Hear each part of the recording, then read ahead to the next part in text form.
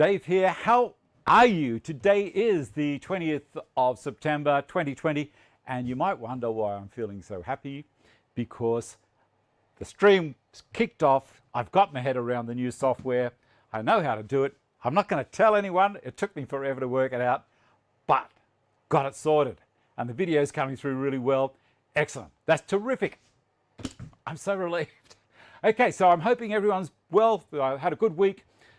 There has been a a hurricane kicking through the States. I feel sorry for the people that have been affected by that. At the moment in Australia it's just a lovely day. It's spring day and a bit of rain in the Blue Mountains where I am. And you can tell I am very relieved. Okay, here in Arizona, 39 degrees Celsius. That is warm. Okay. Watching live for the first time for a while. Good on you, Michael. How are you? Now, today on the show, let me have a look at my run sheet. We've got Cole Hosey has sent in a project or two that he's been doing. So you know, Cole was last week when I was, the week before when I was using the Gifkins jig to do work on this box over here. Or it might have been last week. Yeah, probably was. Crazy. It was last week. So he is the guy who has Gifkins jig. He's not the inventor. Some people were under the impression that he was the inventor. He's not. He purchased the business from the person who did invent it, and he's moving forwards with it and enhancing and doing his own things with it as well. Have a look. Links in the description box if you are interested. Links down there for all sorts of things.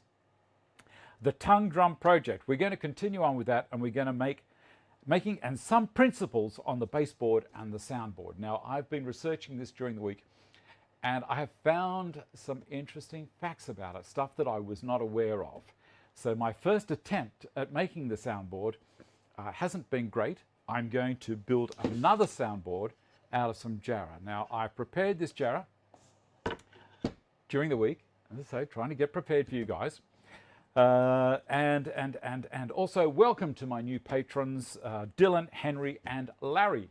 Thank you very much. If you're interested in supporting me, links in the description box down the bottom. And I will throw your name up here if you're a new patron. Throw it up there. And if you're in a particular tier and above, you get to have your name on the scrolling text at the end of the show. And sometimes I'll read your name out. Let's have a look at what I'm going to do. So this is a piece of jarrah. Now, I can't use ordinary glue for jarrah. I must use the other stuff, the two-part, all right, the epoxy. The reason being, jarrah is grown natively in Western Australia in very acidic soil. The tree absorbs that acid and it will go through conventional glues. Epoxy is not affected by acid, so that is fine to use. Okay, there we go. Morning, Dave. I'm having a quick read down the side here. Andrew Ed, morning from Leppington. Matthew Leah, I should say, morning. Paul Weglage, I hope that's how you pronounce your name. Morning from, or hi from Miamisburg. I've never heard of Miamisburg. Okay, and then John Lowry's doing the looking after, telling everyone to put their thumbs up. Woodwork and Whiskers, good morning. How are you? Hit the like button. Yes, yes. All good, all good. So that's all the social stuff out of the way. First thing I'm going to do is I'm going to glue this template. So I've made this template up. It's nothing special. If I come too close to the camera, it doesn't like that, does it? There you go. So I'm going to glue it to the board so we can cut it out. Now, I'm not going to use any wood glue. I'm just going to use a glue stick. Okay? That's all you use. So quickly do that. Matt, thank you. Thank you so much. Feel free if you want to do that, by all means. I'm not going to stop you.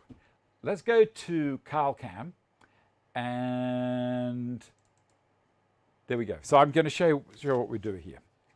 Quickly undo that. Screw the glue out like lipstick.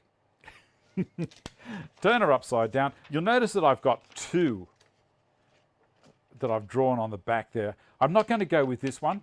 I'm going to go with this one here. So I'm going to put glue all over this side. It's pretty easy.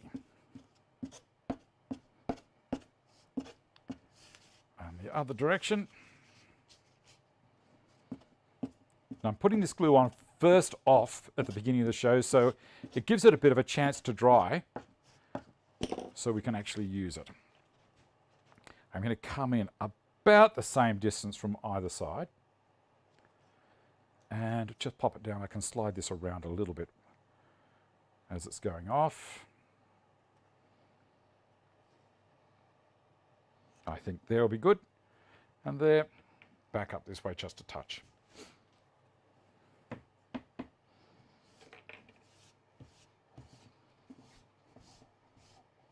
Beautiful. Done. There you go. Not too hard. Now, whilst we've got that like that, I'm going to get the tongue drum that I've been making. And you can see that's the pattern that Australian Woodsmith gave me to use. Now, it looks really, really nice. G'day, Cole. How are you? I've held off on showing your little projects from home until you came onto the show, because I thought you might want to watch. And then when people all clap, you can just smile and say, thank you. Let me switch over to this one here. Now, I've been doing a little bit of mucking around, as I was saying. The whole thing with these drums is you must make it an airproof box all around, except for the top area here, which is the soundboard. So you'll see in the bottom, I've already got a jarrah base, and I'm going to show you a couple of things during the construction. Now, to put that base in, there are a lot of clampage on that box. I had to do it to stop the air moving, just to get a sample of what it was going to be like. Now, under here, you remember, because I used Cole's jig to do all the dovetail joints, and haven't they come up absolutely beautiful? Because I've done that, I've actually got ahead of myself here. How about we have a look at sanding it? Because, why not? So, over and check for square on my belt sander, and slowly sanding them down, just making sure that I'm getting the dovetails only, and not really working on the faces yet. Now I can work on the face, on the sander, and then I'll move over to the ETS5. I think I went through 80 grit down to maybe 220, because the plan is at this stage to go with whittle wax to finish it off, because I'm very, very impressed with that stuff. It doesn't send the timber dark, and it's fine for eating off, all that kind of stuff. Now this is a rebate bit with variable bearings. I'm going to talk about that in a second. This is the part that I wanted to get to. So I'm creating the rebate, or what you guys in the States call it, rabbit, in the base to accommodate this piece of jarrah. So it's a fascinating process, isn't it? On there, what I did, if I've got any of those here, this is what I did. First of all, I looked for the correct bearing to put on my rebate cutter. Now, I've got a stack of bearings that I can put on here, which changes the distance from the outside of the cutter back, so it sets the depth. I could have a really small bearing or the real large one at the top. The larger the bearing, the smaller the rebate or rabbit. The smaller the bearing, the larger the rebate. It's still going to be able to be varied in depth back up inside the box by how far I raise the cutter up and down out of the table. So I started off with a very, very shallow pass. I think it was 2 millimeters in depth on the bottom of the box. So you can see down here. So it was 2 millimeters deep. So I didn't get any split out or tear. So that worked well. Then I think I probably did around 5 passes in total. Again, just raise the cutter up in the router table a few millimeters at a time until I got to as deep as I was planning, which was, I think I came up about 25 millimeters. That piece in the bottom there, that jarrah, is 19 millimeters thick. Now, one of the things about these drums is you try and create as much mass in this box as possible. Now, you don't want to fill it up totally, because if there's no air in there to move around, you're not going to get the tones. There's a couple of things about the tones. All right, and the air has to be able to move out of the box and back in. So every time you hit one of these tongues, one of those guys there, you have a few things that work here. You have the timbre, the quality, the tonal resonance quality of that timbre, and also you have the air inside moving. You have the mass of the box.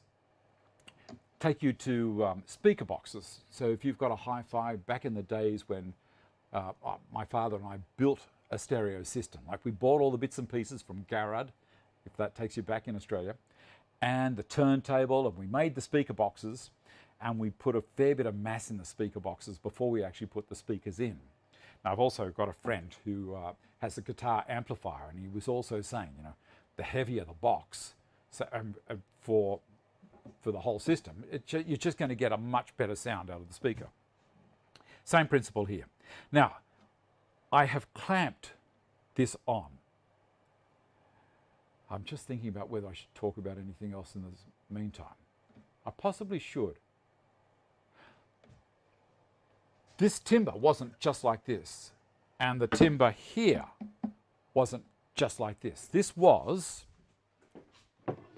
believe it or not, this particular timber was a log from my front yard. So we had a tree taken down a couple of years ago, and you might be able to see somewhere Australian bloodwood I've written on the end. Now, I've got a heap of these sections of tree that are possibly 3 to 4 feet long. If you have a look back through my videos, you'll see that I've got a little excavator, and I picked all the pieces up after they've been cut. And the tree diameter is about that. It's beautiful. So these, you'll see there, I think on that one, you'll see it's quarter sawn.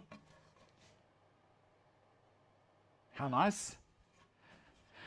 And it's got quite nice tone if we have a quick listen.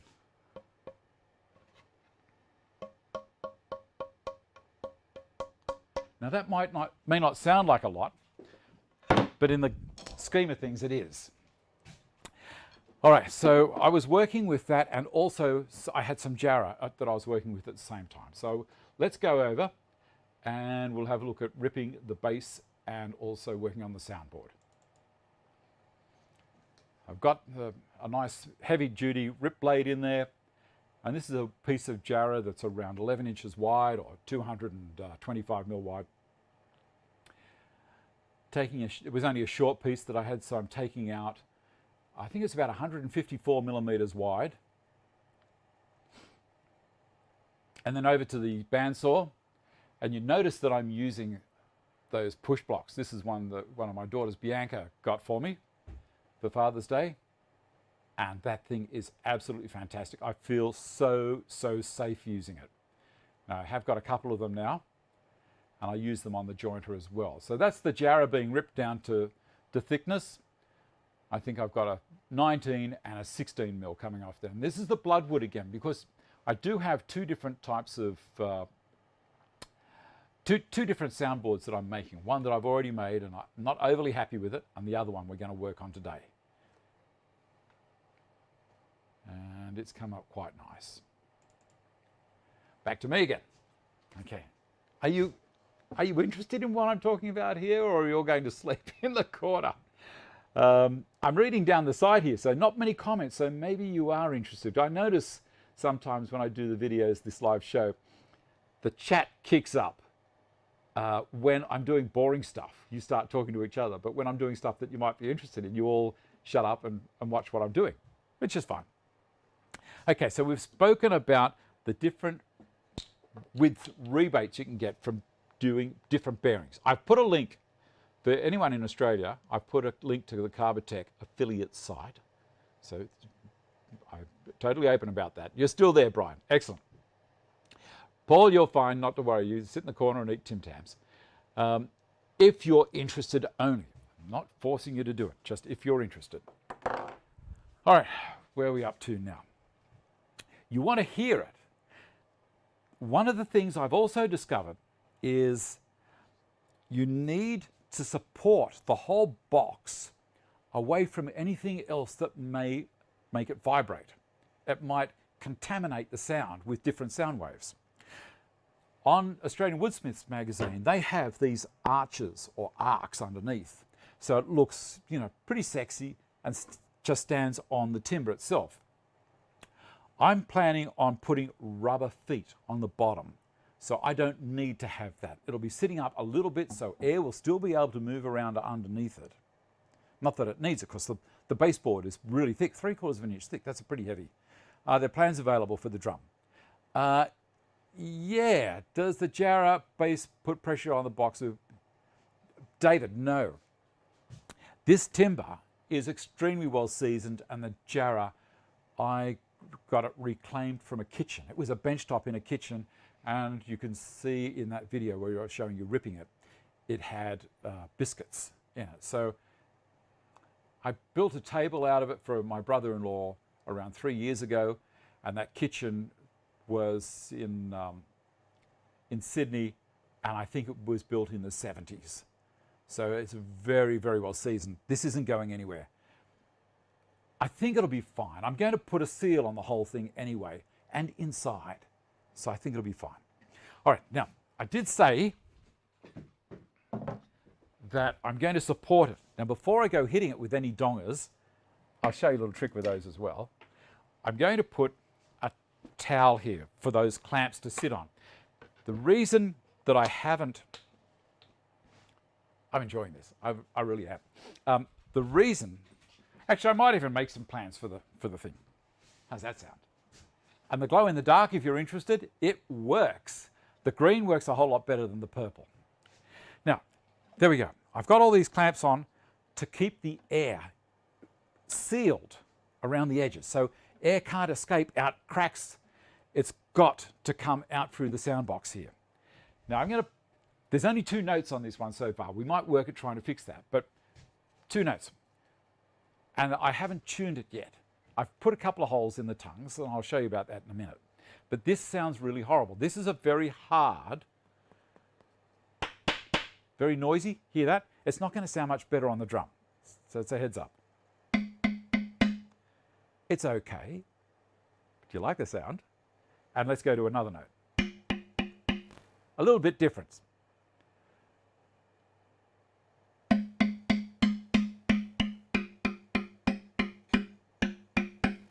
Now that's the reason I'm making another one with much different lengths of tongues to play. So I'm hoping that I can get vastly different notes with shorter and longer all over the place. And then I'm going to try and fine tune them. Now you listen when I use a glue brush that's got a rubber head. So this is your mallet. I'm going to try and find rubber mallet heads because it's a much nicer tone. You know the difference between steel string guitars and nylon string guitars. It might give you a little bit of a heads up as to how the tones can change. There's so many different aspects. Here we go.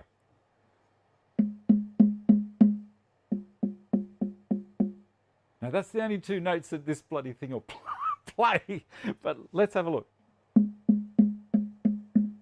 See that? Longer. All of those are the same note. I don't know why. And these ones are all the same note.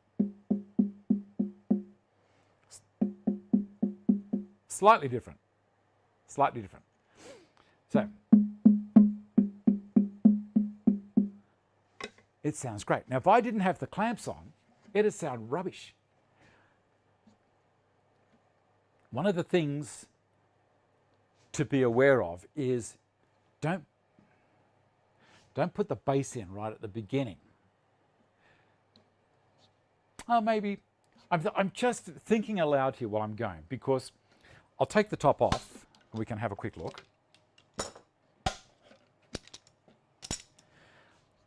The reason I said that was so that you can tune it. Gee, Bessie, you're getting some value out of me today, aren't they? Look at all these clamps. So to tune it, we'll drill some holes in the bottom. Now, I'm thinking because I've got individual holes, I'm going to have to join them to see if I can change the tone or the pitch. Should alter the tuning, the thickness as well. Yeah, so this is 15 millimeters thick. The base is 19. Now, I don't really want to muck around trying to adjust the thickness underneath apart from using a drill. So we're going to do that next. I love this stuff. Ah, down the bottom, see I've got the round areas there on the piece of jarrah. I just found something that was going to be the right diameter. So this, I guess I could have used the little Rockler radius jigs that I've got. I forgot all about those. I should have used those. What I did was I used this. I saw that it was exactly the right diameter. I drew a circle on each corner and then just took it over to the disc sander and cleaned it up. Didn't take long. All right, quick drink, quick drink. This is going well. All right, what do I need here? Drill. Okay, did that shut? I love that unit. All right, I'm going to try and do this without stuffing it up. So I might go to CarlCam for this.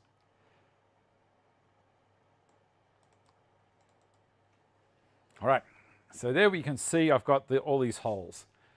All right, here we go. I'm a little nervous.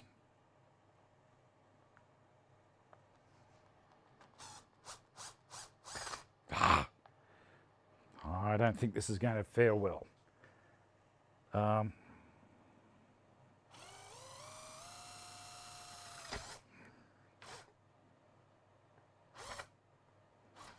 No, that's not going to be any good. How about a chisel? That might work. I'll get my mallet. This part I hadn't done. Now apparently there's a few different types of timber that are good for soundboards. And I'm hoping, I need to put that on a solid surface. I'll put it straight on the bench. I'm hoping that jarrah and Australian bloodwood are going to be good soundboard timbers. Now I know a guy who used to make harps in Australia, and he said the Australian hardwoods were absolutely best for soundboards in his harps. Oh, I think this is going to be the better way.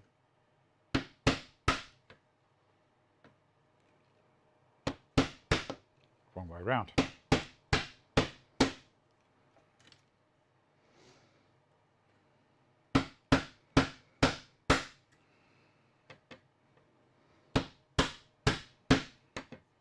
I will be using the CNC to make these as well.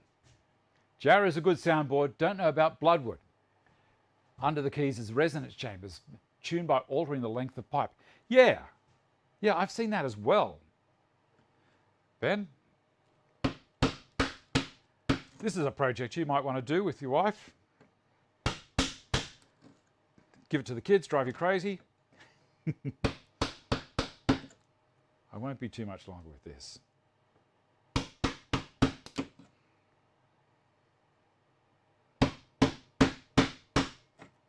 Because I do want, just to hear if it's going to make a difference at this stage, I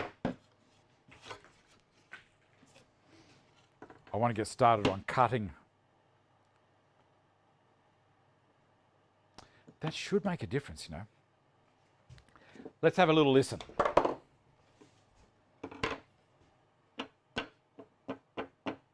See how rubbish it sounds? Fell on the floor. Thank you, Paul. Ha. Noisy enough they don't need an added drum. Get them some saucepans. Ha.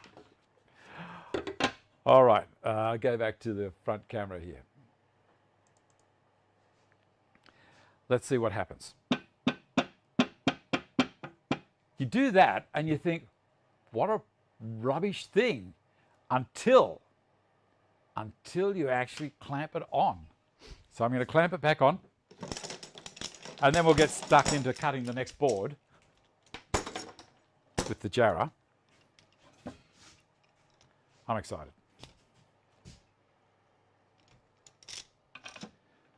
Clamp it on, and then we'll have a little bit of a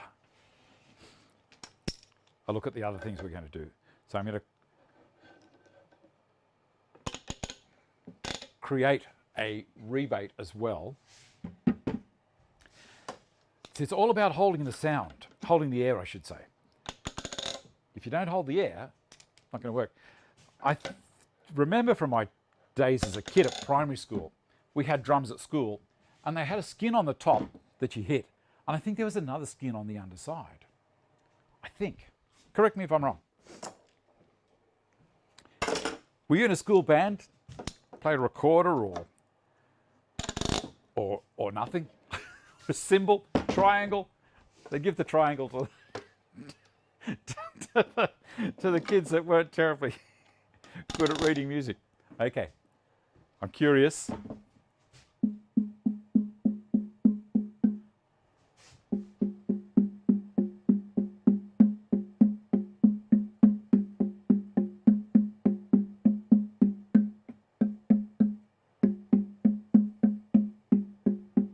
Those holes didn't really do much, did they?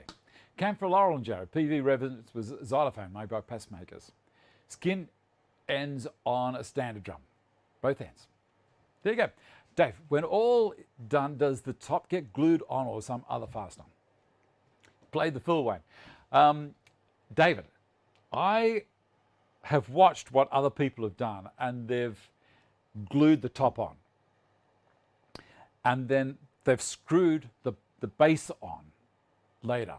Now I'm also starting to wonder whether or not I should put a gasket in here or whether I should just use this. So they say this stuff is, instrument makers use this, the number one. They say it works best. I think the natives are coming out of the jungle. Depends on the vibration rate of the tongue. The ends of the tongue are left as is. This can hold the vibration rate constant.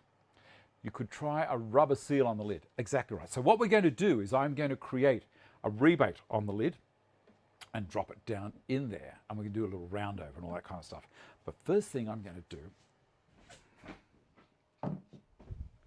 I love these kind of exploratory little tasks. Okay, this is dry now. So I'm going to drill some holes across the end. Oh, before I do, so I don't get lost, I'm going to use a marking pen. We'll go up to CarCam again, so I know where I'm at. Okay, so we need from there to there, from there to there, from there. And this is a slightly different shape, see that? Done. I like this. Okay, now.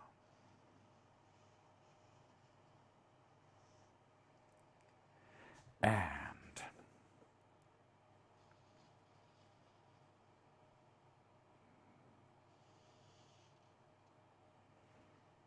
I'm liking this a lot.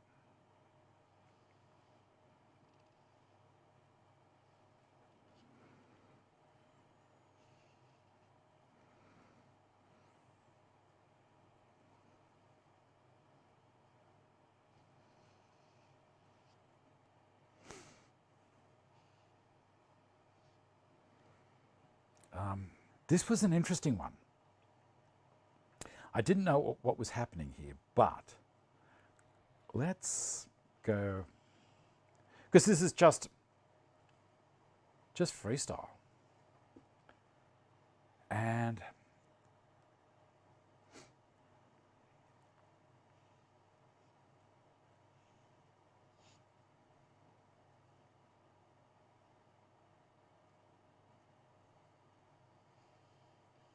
why not? Why not? Why not? How's that look? All right. Now, I've got a bigger distance there than there, so I'm going to bring this back. Let's actually use the scientific method of that to there.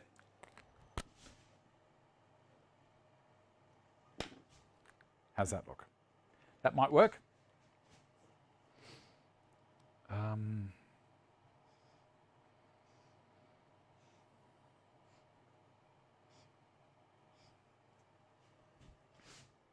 Cool. That might be nice. All right.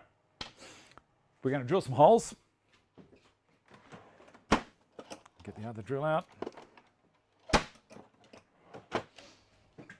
So I'm going to use I think it's around a 10mm drill. And we'll switch cameras back over here again. And clamp it down onto the Stanton bench. Done.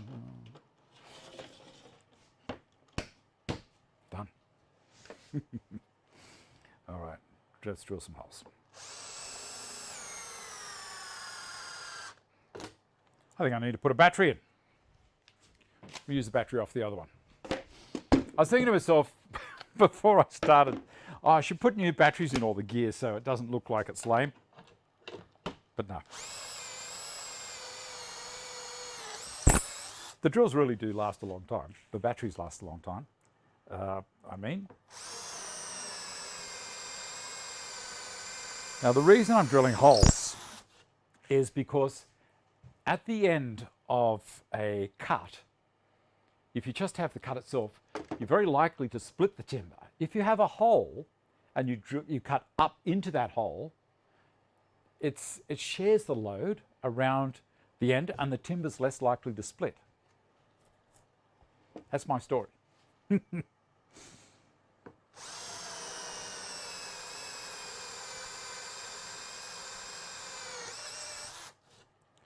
If you remember, back in the old days,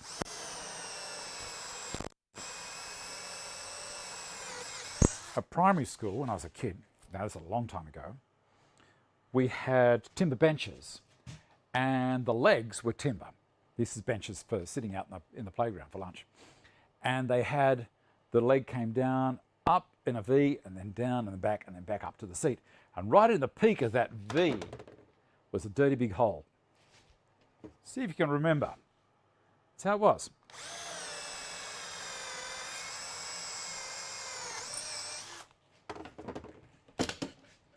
There we go, we've got those holes there. It's so easy if you make yourself a template and glue it on like I've done. You like to keep it real. Thanks, Peter.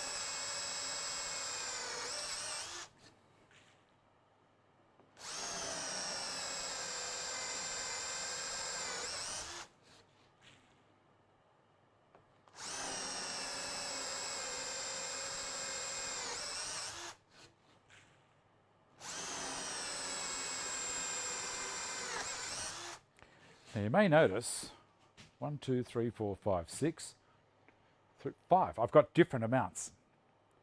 So not only are we going to change the length, we're going to change the width of some of the tongues. It's not very scientific. This is freestyle.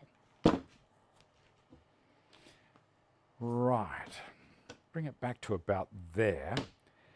And itchy nose, itchy nose. I'm going to get the dust extractor and plug it onto the end of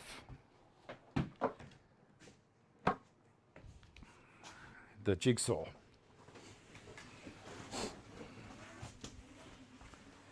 Back again, there we go. Now if you can support it like this, it makes it a whole lot easier. Now I've spoken about the batteries. You watch, the jigsaw is going to jump in and say, oh, I've got no power. If you've got a jigsaw and it's a battery one, leave the battery out while you put the blade in, while you change the blade. I also have been seeing some people on Facebook have been complaining that they say they can't get the blade out of a Carvex. Well, if the machine is at the bottom of its stroke, if the blade is always plunged down, you're not going to get it out, because what releases it is just here. There is a little switch you push, and it actually works on the mount for the blade just there. So I can push that out. You watch. It's going to flick it out. See? If the blade's at the bottom of the stroke, it's not going to do that. It's a pretty basic thing. This particular one, this particular blade, they say is okay for circles, corners, going around curves and everything, but I've only got a long one. I don't have a short particular blade that does this work. So, I don't know. We'll just go with what I've got. And also I've got it on strobe, which makes the blade look like it's frozen still. So it's easier to watch. And with battery, it's, I got the Bluetooth. I'm going to put the earmuffs on. Eye-muffs, I should say.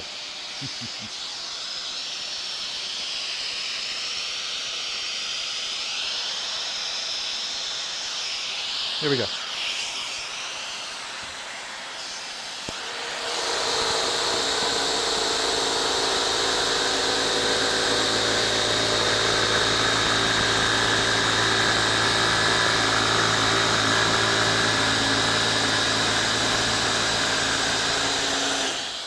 Now, I don't have it on pendulum. I have it on straight up and down. There's settings on the side here.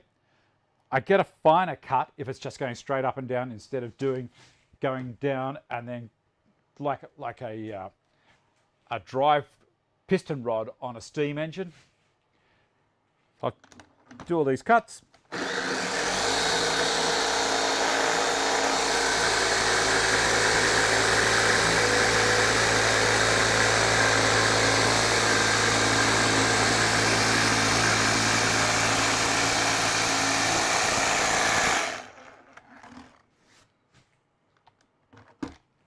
Turn the dust extractor on again.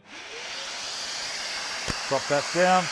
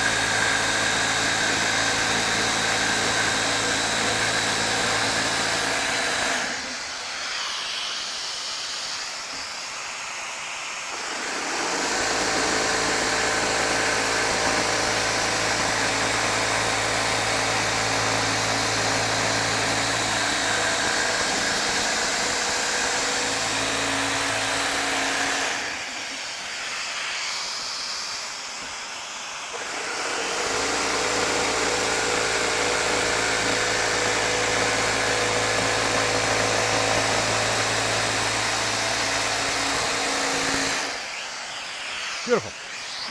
I'm going to get the other camera. Hi, Bink, how are you? Look, see what I got using today? That's the daughter that got me that one for Father's Day. All right. That's a good daughter. As she would say, the favourite child. Did I mention that sometimes she's also a little bit delusional? Bring that across over to about there. That should work okay. Yeah. Okay. Let's go to this camera and bring it in a bit closer. And you might be able to watch that strobe effect that I was talking about on the jigsaw.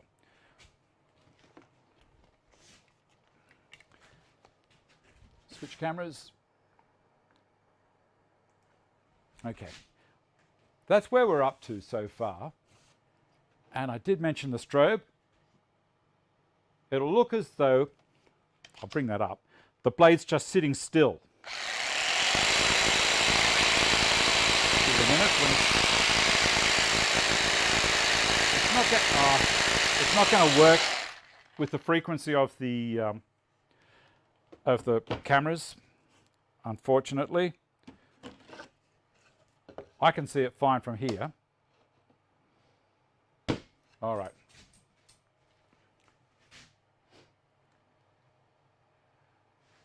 Yes, the eye muffs are available in the US. Turn on the Dusty again. Push that down.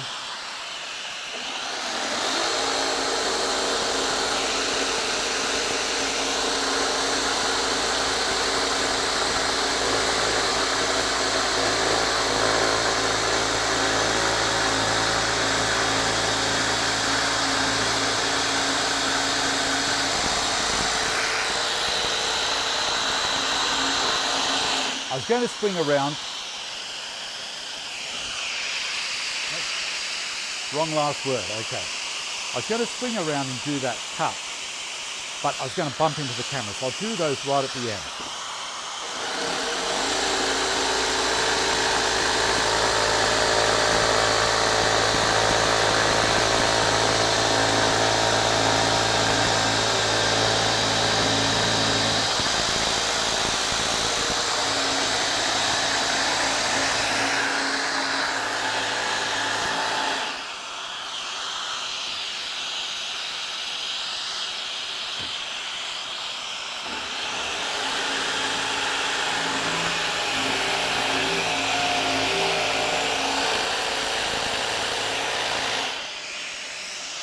This is a magic saw for doing tight cuts. I absolutely love it.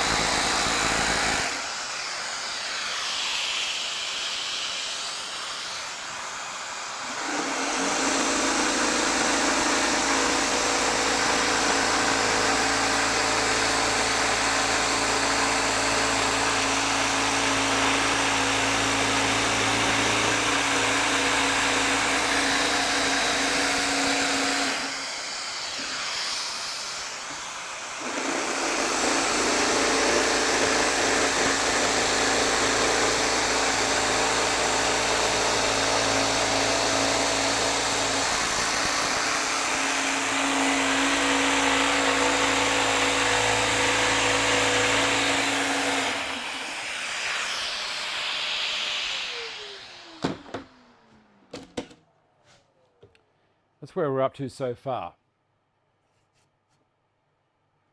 No, I'm not going to hit the bench. Don't worry. Don't worry about that. Okay, let's have a look where we're up to. I need to do that cut. I need to do that one and this one down here. I should be able to do these from here. If I turn that around a little bit more, that might work for me. And I need to come down the side to there to release that one. But I'll do this one first. Can you see the strobe?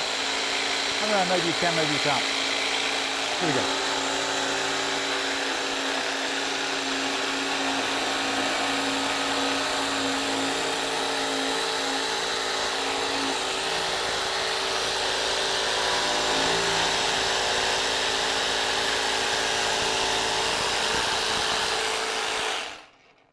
Bumping into the support, into the clamp there for a second. All right, so we've got that. I'm going to do this cut there.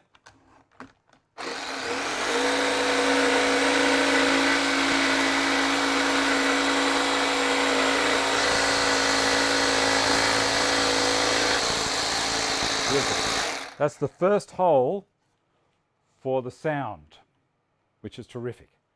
Okay, so done, done. I'll come around and do this one.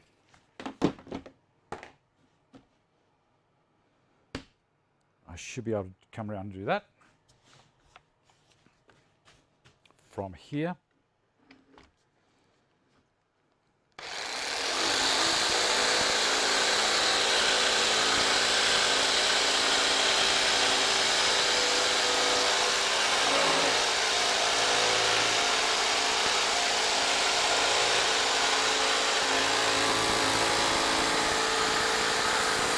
The camera's getting in the way.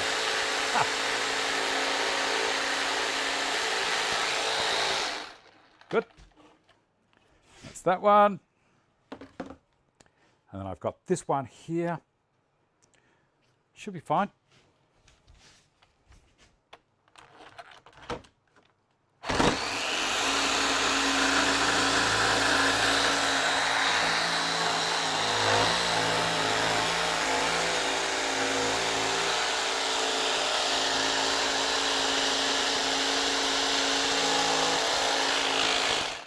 Now, if you've got a scroll saw, you can do it with a scroll saw. Come on, out you come. Finish that cut from there. And then go around there. I might just go straight in from this side, I think.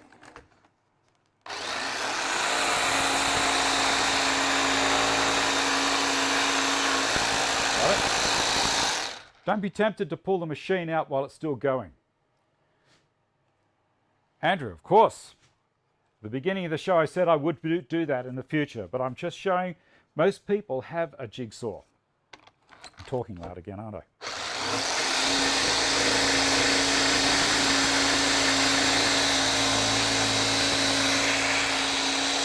Someone said a little earlier, keep it real. That's what I'm trying to do for people that have, so they don't have to go out and spend the big dollars.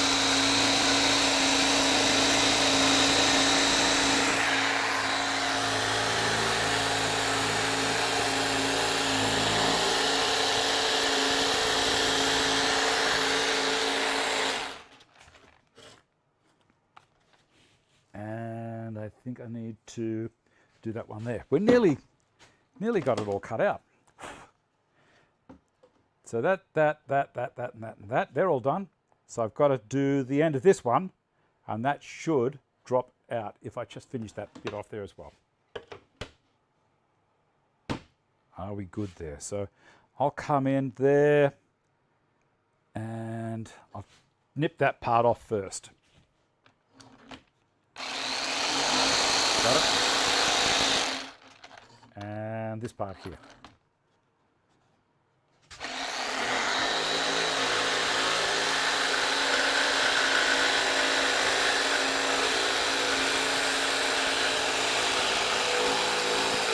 Got a free-handed plastic.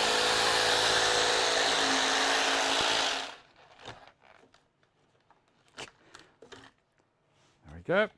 What's holding you? That it's being held right there. Okay. Ha! This is so fun. Take this one out. Gotcha. Gone.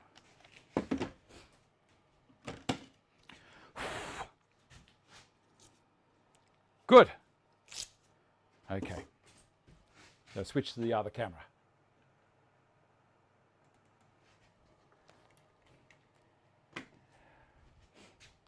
Yeah, I do have a scroll saw, but I'm not the world's best scroll saw user. I'm actually a rubbish scroll saw person, but I'm getting handy with the CNC, and I am curious to have a bit more of a go with a scroll saw as well.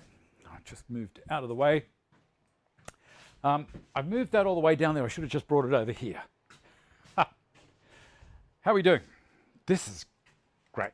Great, great, great. I'm going to sand the top off first, open that up, go down to the back here, shut the other gates, just have that top one open. Dust extractor running there. That's all connected, I think. Hear whistling down there. What's camera 3 like? Yeah, let's throw that one on. Okay. I'm going to sand the paper off. even though it's been glued on. I'll take a couple of passes off the top and see if I can get rid of it. Up.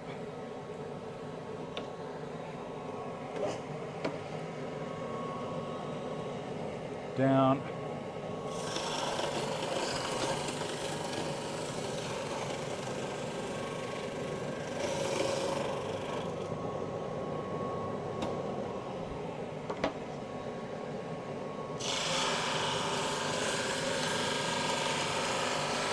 Tip it up a little. I'm curious to hear it. Starting to look a bit cleaner, isn't it?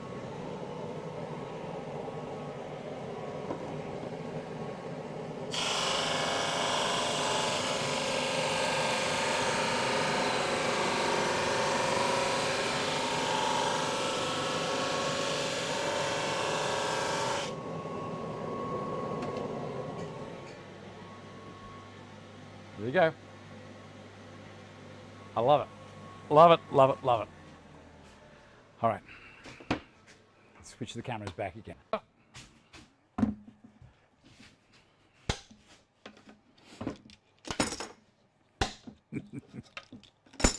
Ordinarily, I'm a pretty tidy person. What I do is I normally put things away when I've finished using it, even if I'm going to get it out in another 10 minutes. I put things away because it gives me a whole lot more space. I've got a lot of space here, but I look after it. I respect my space.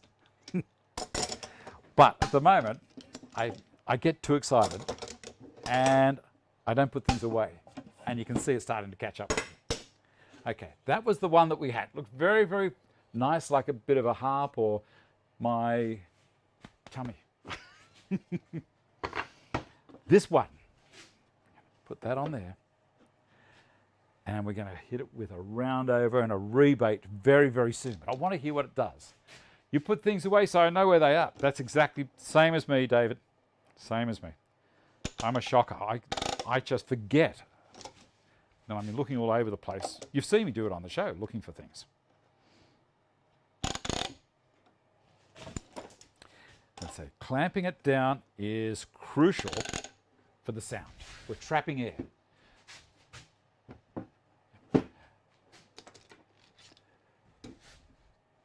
Number 46, but you got here late. Did you take a number at the counter, did you?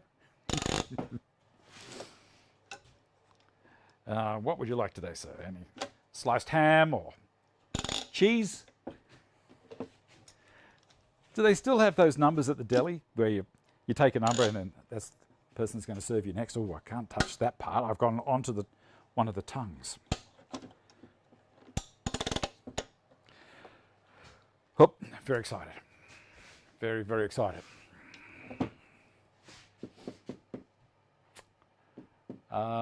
Let's go to Carl Camp for this one.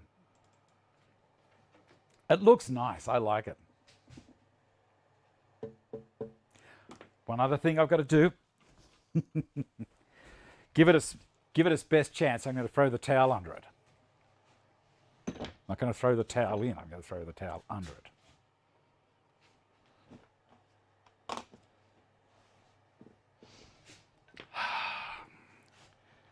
Beautiful. All right, here we go.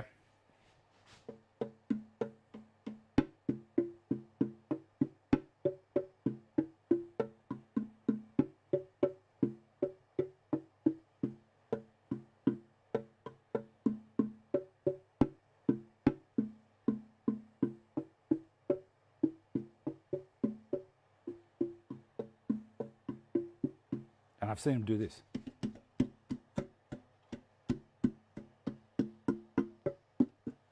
Let's hit it with a hard one, see what happens.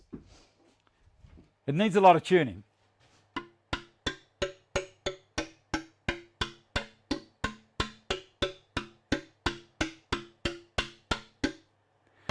I guess I could go, sounds much nicer like that.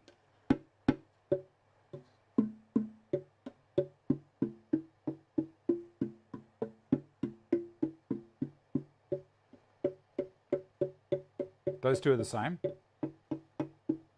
So are they. So.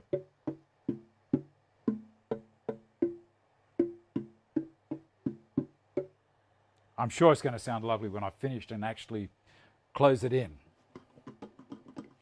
I think it's going to be fine.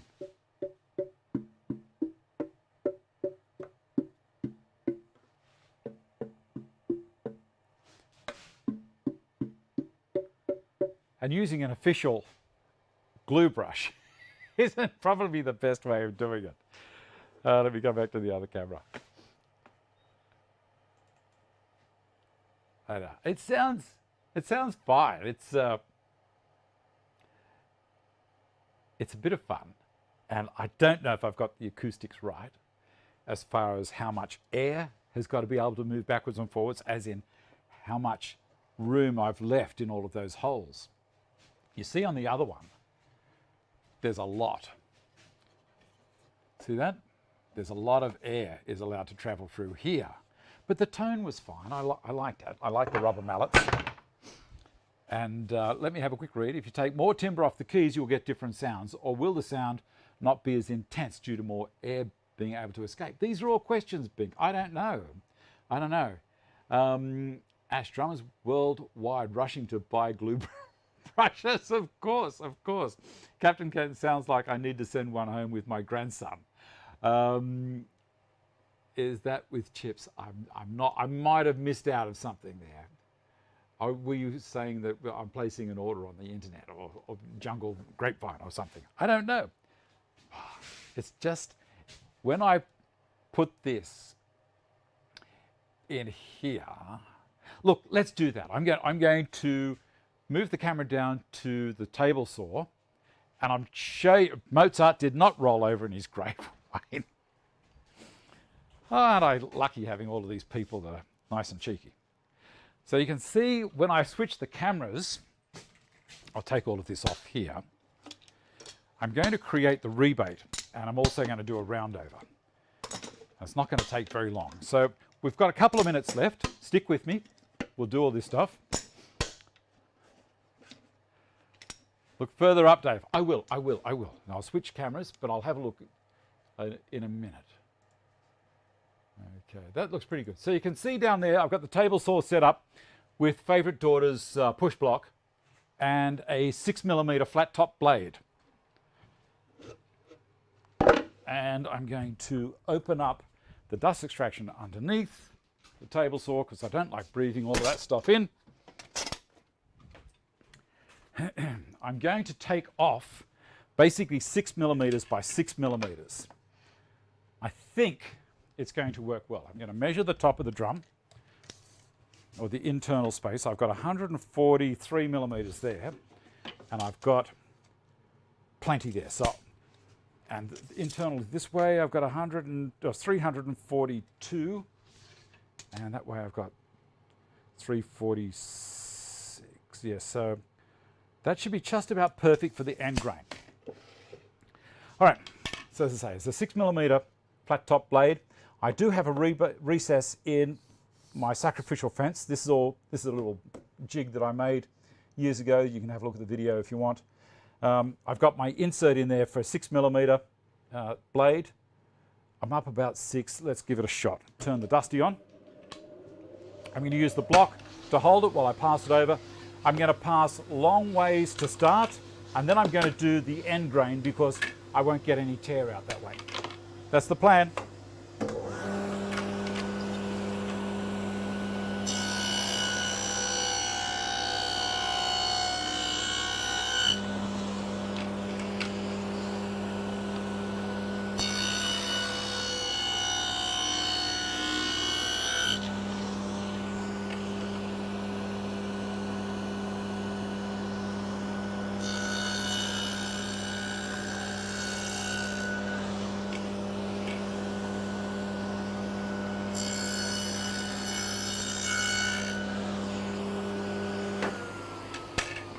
Okay, so you can see the rebate that I'm creating, or rabbit, whatever you want to call it.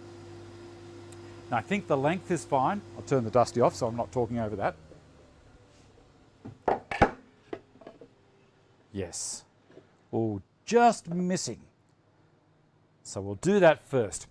I'll sneak this out 1 more millimetre that direction. Gotcha. to get the ends done first, tuned to what's happening here.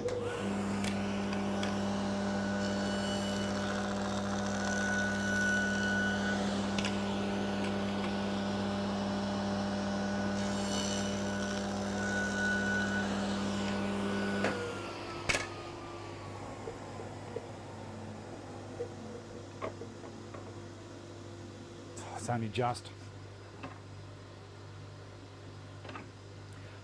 I'm taking 1/2 millimeter at a time.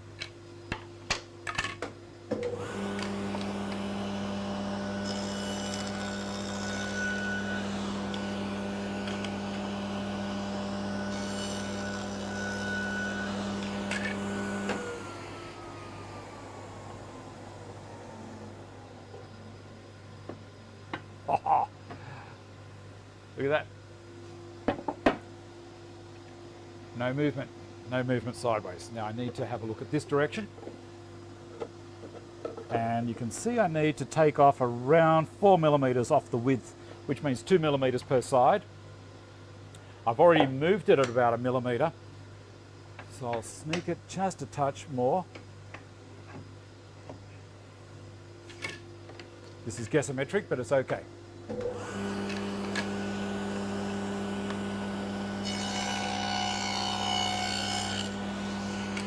I'm going to quickly check.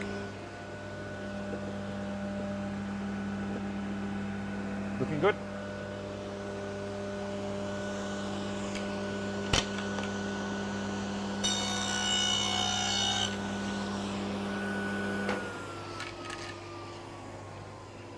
I can't see any of the chat at the moment because I'm over here. Okay, now I know I can go a couple more.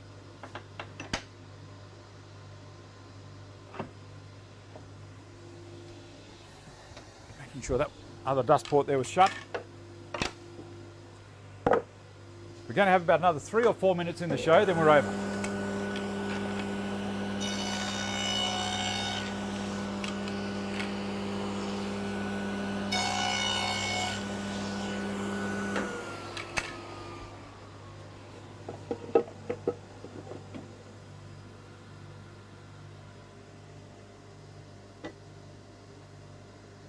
Oh, beautiful.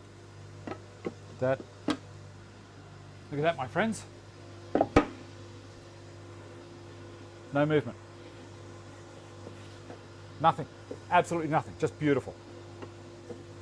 That's what I want. Now I'm going to put a round over on it.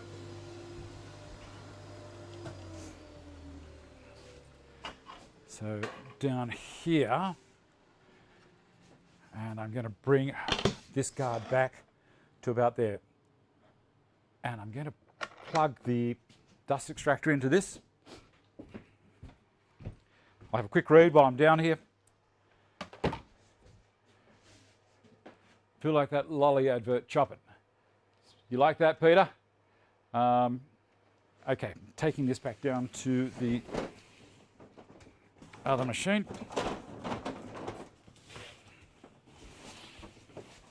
Plug the dust in. See, I could have rushed it, but I don't like doing that. I like to look after my life. I've got the room air filter running at the moment as well to keep me safe. If I can make this cable stretch to there, you'll be able to see what's going to happen. There's a bit of a dust port there. So just here encloses the cutter a fair bit, and it makes the dust extraction, or it helps with the chips so they don't go flying around everywhere. Right, I'm going to check the camera again, make sure it's right so everyone can see what's happening. I can tip it up just a little and back that way. Okay, up and across. How's that? All right. Down here, turn her on.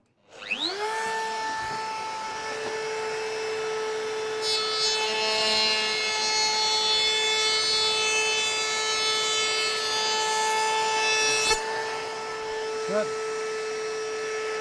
Do the other side.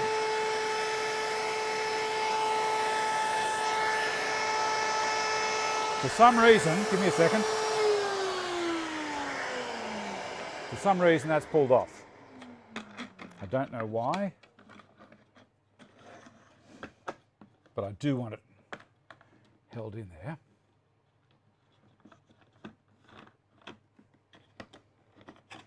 I think that's got it.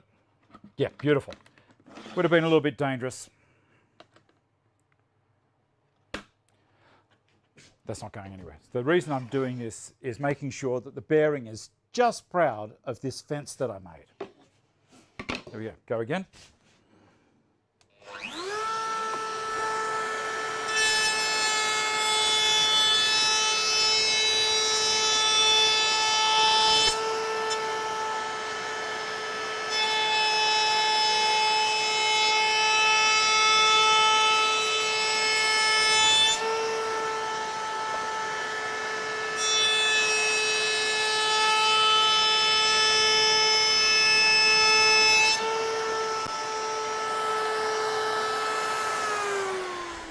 Come down to the other end with the box as well, and it's just about time to close it up. Where are we? Let's have a look. I normally round over the long grain first. Now you can ask why. Why would you do that? Well, if it's the same cutter, it's got to be the same cutter, same depth, all that kind of stuff. If I take the long grain off first, and as I'm coming across the other way, there is nothing to chip out because it's gone. I know some people go the other way, David, but that's just the way that I do it. I like it. That looks really sexy.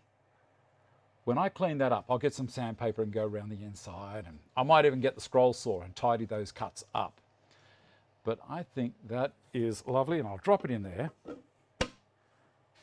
And let's give it a go with the, no, it's got to be clamped. It has to be clamped.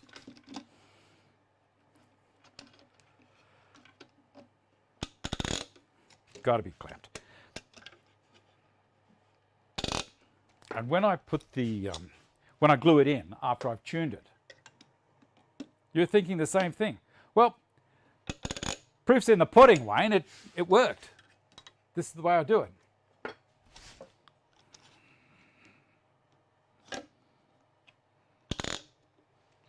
What's everyone else's opinion on that? Schmexy. And the last one. Again, this is just to trap the air so it can't escape. It's got to leave via the sound points up here.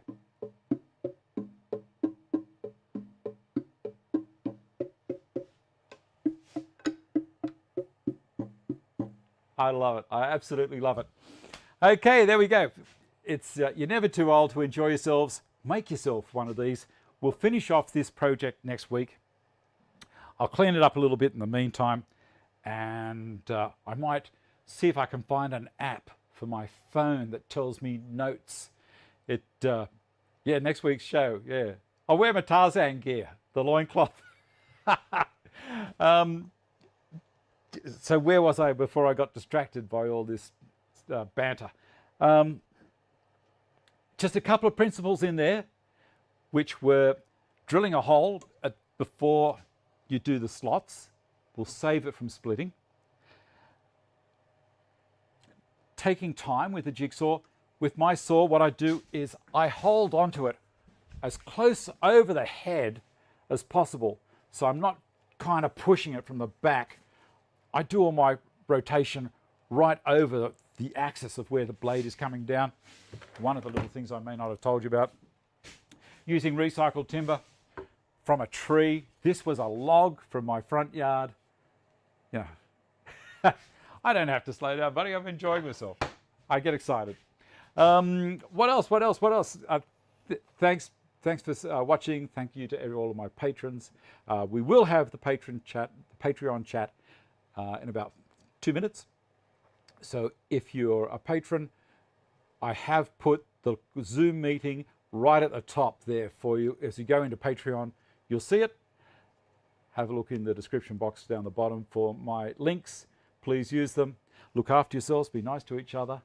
And I shall see you all next week. Bye.